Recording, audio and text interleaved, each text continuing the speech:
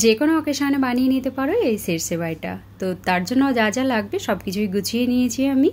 এখানে half litre মতো দুধটাকেও আমি গরম করে নিয়েছি। একটা ফ্রাইং প্যানে 2 চামচ ঘি গরম করে আমি সমস্ত ড্রাই ফ্রুটস আর কিশমিশ ভিজিয়ে রেখেছিলাম সেটাকে হালকা করে ফ্রাই করে নেব। প্রথমে কিশমিশটাকে ফ্রাই করে নিয়েছি, তারপরে আমি এখানে আলমন্ড, কাজু আর দিয়েছি পেস্তা। অল্প অল্প করেই দিয়েছি ড্রাই ফ্রুটসগুলো, তো তোমরা তোমাদের পছন্দ মতো ড্রাই ফ্রুটস এখানে অ্যাড করে নিও। এগুলো রোস্ট করা হয়ে গেলে আলাদা একটা জায়গায় আমি ঢেলে নিয়েছি।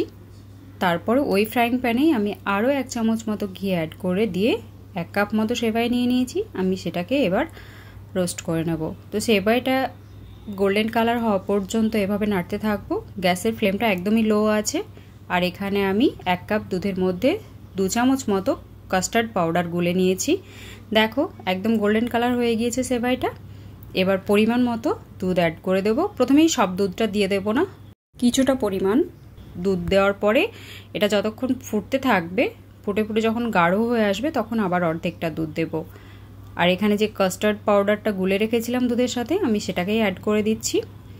কাস্টার্ড পাউডারটা দিয়ে আবারও 2-1 মিনিট নাড়াচাড়া করার পরে আমি এবার এখানে অ্যাড করব চিনি। তো চিনির জায়গায় তোমরা গুড় বা অন্য কিছু অ্যাড করতে পারো, যে যেমন মিষ্টি খেতে ভালোবাসো সেই মতো চিনি বা গুড় অ্যাড করে দিও। এবার আমি ফ্রাই করে রাখা সমস্ত ড্রাই ফ্রুটসগুলো এখানে অ্যাড করে দেব, দিয়ে আরও 3-4 মিনিট খুব ভালোভাবে কুক করে নেব। 3-4 মিনিট কুক করার পরে আমি সব শেষে যেটা অ্যাড করব সেটা হচ্ছে কনডেন্স মিল্ক। সেবাইটা অলমোস্ট হয়ে এসছে। আমি এই অবস্থায় কনডেন্স মিল্কটাকে অ্যাড করে দেব।